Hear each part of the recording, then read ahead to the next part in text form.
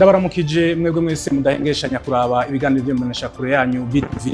Numwanya w'amakuru mu Kirundi twabateguriye avuga ko no munsi wa gatatu turi biganiro vya 27 gitugutu umwaka wa 2021. Tuyahere ku ngingo nkuru ziyagize.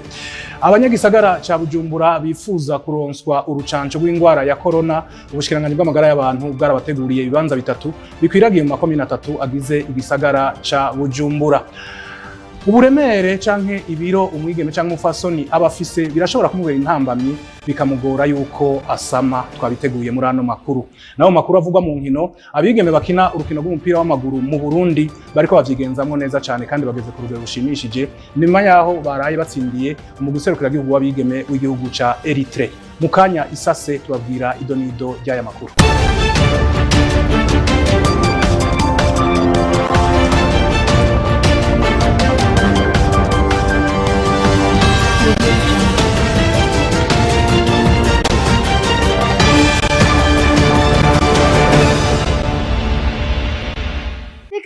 Ndabaramutse nongera ndabaha ikaze muri ano makuru mugira mushikirizwe na Raymond Prosper. Niyo nkuru urakoze cyane Ange Negrita, irakoze niwe tuza kuba turi kumwe nkuko abariko bararaba BTV babibona. Ego ngo hoba harashizweho ibigo bitatu bijejwe gushirwamwo abantu baje kwicendigisha ikiza COVID-19. Yego cyane Negrita, ubushikiranganji bw'amagara y'abantu buherutse gushiraho ibigo bitatu abanyagisagara ca Bujumbura bifuza kuronka urucanco rw'ingwara ya corona bazoronkeramwo izo ncanco. Ivyo bibanza bitatu bikaba bikwiragiye mu makomine 3 agize igisagara ca Bujumbura. Inkuru tubaza mugenzi wacu Desire Sindihebura. Aha ni saa 6 z'umutaga kuri uyu wa gatatu turi ku kibanza kimwe muri bitatu bacandagiramwo abantu bavyipfuze. Aha ni kuri Bonakeye muri zone ya Bwiza muri komine Mukaza hagati mu gisagara ca Bujumbura. Abaganga twahasanze baguma biteguriye kwakira abantu, ariko ikiboneka cyo nuko abaza ari bake. Mukanya twahamaze umuntu umwe w'umutamakazi nawe yaraje aherekejwe n'abana biwe b'abakobwa babiri, niwo wenyene twahabonye. Ushitse uko bigenda wakigwa n'umwe mu bantu ari hanze, abanza kuraba kuri ku rutonde rendez-vous mu telefone ngendanwa kuri mubo bategerezwa kwakira. Uvuye aho ucuja aho bakorera ibipimo laboratoire mu Gifaransa, hanyuma ucuja gutera umukono ku mpapuro zibiri, rumwe utahana n'urundi rusigaraho bakabona kugucandaga. Uyu mutamakazi yahavuye ataha adacandazwe kuko ataronse uwundi muntu, kuko agacupa kamwe kugo rucanco gategwa abantu babiri ku makuru twahakuye. Baciye bamuha isango ryejo ko yogaruka kugira arabe ko hari uwundi azoba yabonetse. No ku kibanza kiri muri district sanitaire ya Kamenge mu buraruko bw'igisagara ca Bujumbura ibintu biruko. Hoho bakorera mu mahema ashinze ku kibuga c'umupira bita kuri Sokarti aho muri zone ya Kamenge. Ho twahasanze abantu barindiriye inyishu bagera kuri 10 ku makuru twahakuye, kandi n'abandi bari bakiriko baripimisha. Amakuru twakuye aho hose twaciye nuko inyuma y'imisi 3 ivyo bibanza vyuguruwe atabantu benshi baricandagisha ngo nabake baronka baza hakiri mu gatondo. Ikindi kibanza bacandagiramwo abantu bavyipfuje kikaba kiri mu Ruziba muri komine Muha mu bumanuko bw'igisagara ca Bujumbura. Isi ngo irashobora gukingirwa hifashishijwe ubuhinga bwa none. Ego cyane Negrita, ubuhinga bwa none bukoreshejwe turashobora gukingira isi yacu kandi ubuzima bukagenda neza. Ivyo byashikirijwe mu nama yahuje abaregwa n'abarezi bo mu ishure kaminuza nderabigisha NS bari kumwe n'abahinga bariko barabereka ingene bashobora gukingira isi hakoreshejwe ubuhinga bwa none. Mugenzi wacu Arlette Mugisha yiriwe mu ishure nderabigisha mu ishure kaminuza nderabigisha NS. Iyo nama yahuje abahinga batandukanye mu bijanye no gukurikirana isi bakoresheje ubuhinga bwa none hamwe n'abanyeshuri bo muri kaminuza nderabigisha NS berekanye ku mugaragaro ibijanye n'ivyigwa bakoze kuri ubwo buhinga. Mwarimu Ngenzi Jean Claude arongoye ico gisata c'ubuhinga muri iyo kaminuza ati tumaze kubona ingene ihindagurika ry'ibihe kw'isi ritera intambamye twaciye twicara kugira dutore inyishu yavyo. Kino kigo cacu c'ubushakashatsi twiyumviriye ati burya hari intererano yacu yotuma hagira igikorwa kizima ciza hama dutangura kurabira ku byo bakoze byerekana ko inyishu ihari y'ivyo bibazo tubona kubiraba nk'iyo ngo geomatique twakwita mu Kirundi ibirabana n'isi bikoresheje ubuhinga bwa none.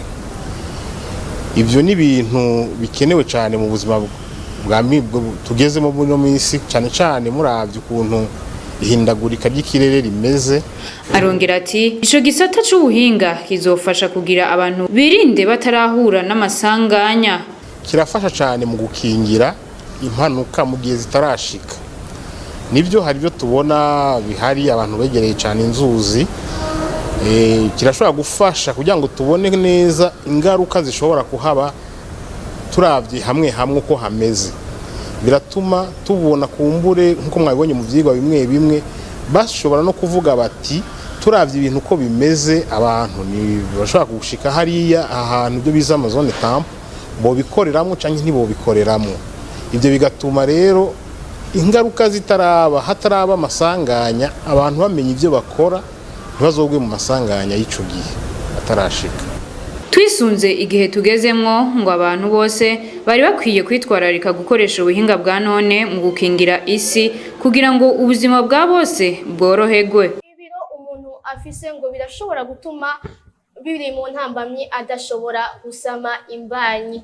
Ego cyane nuko iyo umuntu afise ibiro bike umwigeme cyangwa umufasoni cyangwa akaba afise ibiro byinshi by'umurengera birashobora kumubera intambamye bikamugora gusama mu gihe yaravyiteze. Ivyo bivugwa na muganga Innocente Irakoze asanzwe avura abakenyezi bibungenze. Ibiro iyo umuntu yatevye gusama birafise ingaruka zavyo kandi tuvuga ko ari ikibazo iyo tubiharuye tutaravye ibiro bapimye ku munzani mugabo dufashe ibiro by'uwo mukenyezi tukagabura na taye yiwe uburebure bwiwe okare mu gifaransa twagwije kabiri twabigwije nk'inshuro zibiri ivyo bintu bya taye ni ukuvuga poids sur la taille okare mu rurimi rw'igifaransa kuko umuntu wese ari umwana ari ukuze ari umugabo ico giharuro akwiye kucikorera akakimenya.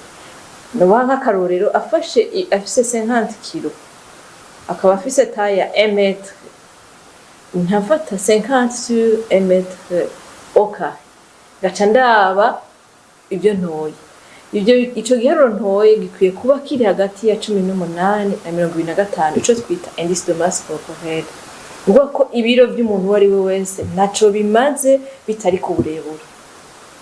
Nta numwe wobaza ngo ufise ibiro bingahe udashize ku burebure ngo bigira akamaro umwana ukuze. Rero ibi biro iyo umuntu akeneye kumenya ko ari ingorane ko yatevye gusama dukora ico giharuro nyene dufata ibiro tukabigabura n'uburebure bwiwe dusanze biri hagati ya 18 na 25 aho tuvuga tuti ivyo iyo singorane mugo iyo bigiye munsi tugasanga uwo mukenyezi ari munsi ya 18 uwo mukenyezi azogira ikibazo ciwe ariko arasama cerekeye gusama agira ikibazo. Uwo mukenyezi iyo arenza 25 nahone ni ikintu kimwe gikomeye cyane kimuza gusama. Iyo arengeje 30 hoho rero biragoye. Rero muca mwumva yuko mu ncamake ibiro by'umwana by'ukuze by'umupapa wari wese ntibifise insiguro utaravye kwareha. Iyo dusanze umukenyezi ari munsi y'ico giharuro tuja 18 tumusaba ko agenda agafungura akabyibuha kuko atavyibushe ntazosama.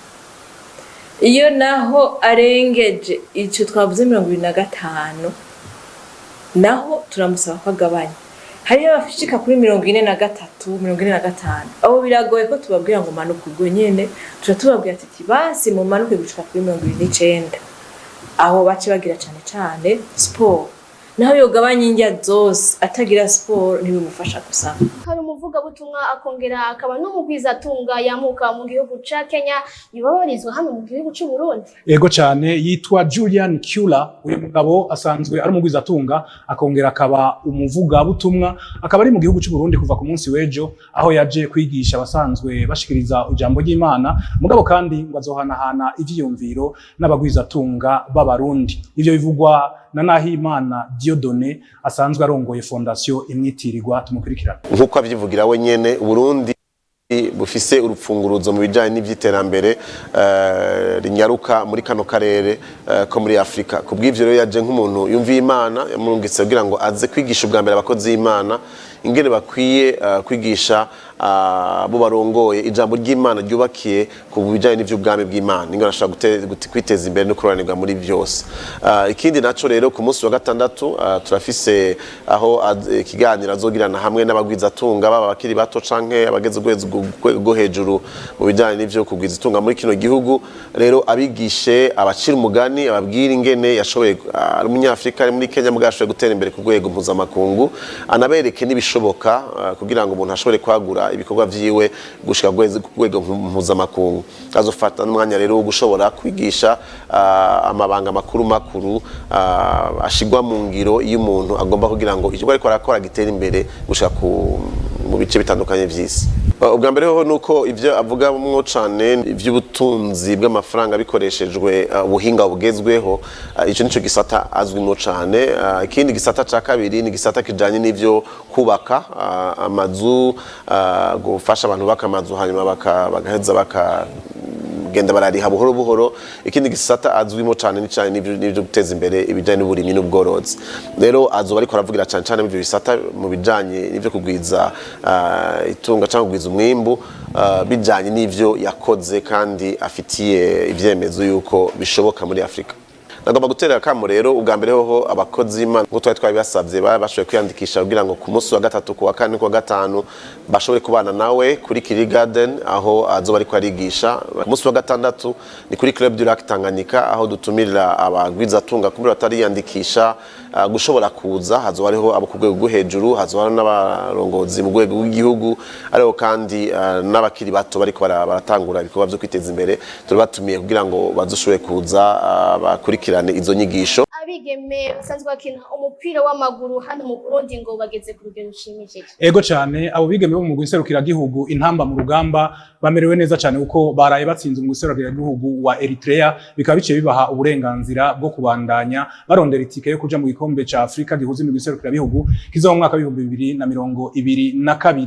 Nabo abakinyi b'urukino rwa karate bahora mu higanwa ryabereye mu gihugu ca Kongo neza mu gisagara ca Goma baraye batahukanye imidari 15, ibikombe 4 n'umukinyi yigenjeje neza yabaye umurundi. Ni nkuru tubaza Cizaniki. Ku munsi w'ejo niyo hakinwa urukino rwo gusubiriza hagati y'umugwi w'intamba mu rugamba w'abigeme hamwe n'umugwi wa Eritrea. Burundi bukaba bwatsinze igitsindo kimwe, naho mu rukino rw'ibanze Burundi bukaba bwari bwabatsinze ibitsindo 5-0. Gutyo bice bituma bibaho uburenganzira bwo kuronka itike yo kubandanya mu gice gikurikira mu ntumbero yo kurondera itike yo kwitabira inkino z'igikombe ca Afrika kane 2022. Nayo umugwi w'abigeme w'intamba mu rugamba badashikana imyaka 20 bafashe urugendo kuri wa gatatu berekeza igihugu cy'u Uganda bitabiriye inkino za Sekafa z'abadashikana imyaka 20 zikazotangura kwa 28 Gitugutu aho bukera. Naho mu rukino rwa handball ikirangamisi cihiganwa cyo kugurura ihiganwa cashizwe ahabona, inkino zikazotangura kuri uyu wa gatandatu no kuw'Imana. Iryo higanwa rikazokwitabirwa n'imigwi 10 rikazokinirwa mu gisagara ca Bujumbura ku bibuga bya Sesinga na SOS. Naho mu rukino rwa karate Uburundi bwaronse imidari 15, ibikombe 4